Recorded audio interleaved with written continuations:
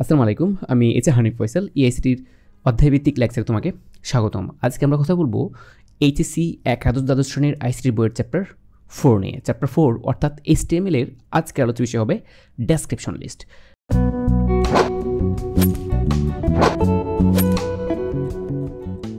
Description লিস্টের তিনটা tag, এক হলো ডিএল এর পুনরূপ হলো ডেফিনেশন লিস্ট, ওকে। আর ডেফিনেশন লিস্ট কোথায় ব্যবহার করা? ডেসক্রিপশন লিস্ট তৈরি করার জন্য ব্যবহার করা হয়, বেশ ভালো কথা। আর ডিটি মানে হলো ডেফিনেশন টার্ম, ওকে। আমরা কোনো কিছু বর্ণনার জন্য যে টপিকটা থাকে তাকে বলা হয় ডেফিনেশন টার্ম। যেমন তোমাকে যদি বলা হয় বাইনারি, এখন নিচে কি একটা হাইফেন দিয়ে লেখা থাকে কি বাইনারি সংজ্ঞাটা লিখলা, তারপর তুমি অক্টালের সংজ্ঞাটা লিখলা, এই যে বিষয়টা এটাকে বলা হয় কি ডেফিনেশন টার্ম। বাইনারি, অক্টাল এগুলো ছিল ডেফিনেশন টার্ম এবং তাদের বর্ণনা বা তাদের সংজ্ঞাটা ছিল কি বর্ণনা, অর্থাৎ ডেফিনেশন ডেসক্রিপশন, এই যে এটাকে বলা হয় ডিডি। এখন এই বিষয়টা তুমি হয়তো নর্মালি এভাবে বুঝবে না, তোমাকে যদি আমি প্র্যাকটিক্যালি দেখাই তাহলে তুমি বিষয়টা বুঝতে পারবা। এখন দেখো, আমরা যদি নর্মালি একটা HTML কোড লিখতে চাই তাহলে কেমন হবে?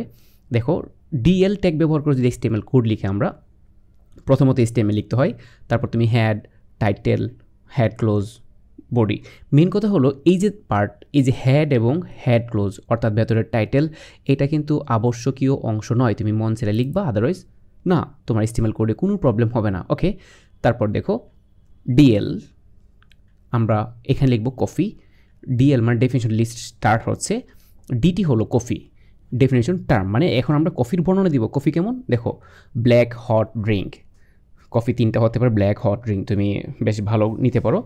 এই যে বিষয়টা দেখো, এই যে কফির বর্ণনা কোনটা? এটা না, এইটাকে বলা হচ্ছে কি ডেফিনেশন ডেসক্রিপশন, আর এটাকে বলা হচ্ছে ডেফিনেশন টার্ম। আমরা এমন আরেকটা লিখতে পারি, ধরো যে লিখলাম মিল্ক, এই যে মিল্কের বর্ণনা কেমন হবে? মিল্ক অবশ্যই অনেক ভালো বা সুস্বাদু একটা খাবার বা টেস্টি হতে পারে। আমরা লিখলাম কি হোয়াইট কোল্ড ড্রিঙ্ক, মানে একটা সাদা ঠান্ডা পানীয় আছে, ধরে নিচ্ছি এটা, হ্যাঁ। এই যে এটা কার বর্ণনা? এটা হলো মিল্কের বর্ণনা তোমার। তার মানে কি এখন এই যে ডেফিনেশন লিস্ট ছিল সেটা এখন আমরা ক্লোজ করে দিব, রাইট? দেন তোমার বডি ক্লোজ। আমি যদি সম্পূর্ণ কোডটাকে কপি করে আমি নোটপ্যাডে রান করি তাহলে দেখো এটা আউটপুট কি দেখাবে। ওকে, আমি সম্পূর্ণ কোডটা কপি করে নিলাম। আমি কি করব? আমি জাস্ট আমাদের স্টার্ট মেনুতে গিয়ে লিখবো যে নোটপ্যাড, ওকে। দেখো, আমি নোটপ্যাড লিখার সাথে আমার নোটপ্যাড প্লাস প্লাস ছিল, so notepad plus plus open হয়ে যাবে। এখন ধরো যে আমরা এটা নিউ নিলাম, বেশ ভালো কথা। এখন আমি ওই কোডটাকে এখানে জাস্ট পেস্ট করে দিচ্ছি। দেখো, আমি কিছুই করি নাই, জাস্ট এখানে ওই কোডটাকে যদি আমি পেস্ট করি এখানে তাহলে এটা এমন দেখাচ্ছে। সো আমি এটা জুম করে নিচ্ছি। এখন এটাকে আমি সেভ করব। আগে সেভ করে নিতে হবে, তো আমি ডেস্কটপে এটাকে সেভ করে নিই। ডেস্কটপ কোথায় রে?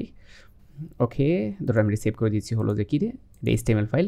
সো HTML ফাইল, এখানে HTML ফাইল দিয়ে সিলেক্ট করতে পারি, অথবা তোমার এখানে যদি এই সিস্টেমটা না থাকে তাহলে তোমাদের কী করতে হবে? এখানে অবশ্যই লিখতে হবে একটা নাম দিবা। ধরো যে নাম দিলে কি, এটা ডেফিনেশন লিস্ট ছিল ডিএল, তারপর লিখতে হবে .html। আমি এখানে .html দিলে কোনো কাজ হবে না, কারণ আমি নিচে ফাইল টাইপ সিলেক্ট করে দিয়েছি। কিন্তু তোমরা যদি কখনও তোমাদের কলেজে প্র্যাকটিক্যালি করো, অবশ্যই সেভ অপশনে ক্লিক করে সেভ করবে, এটা নাম দিবা এবং লাস্টে কি .html দিয়ে দিবা, তাহলে তোমরা সিকিউর, ওকে।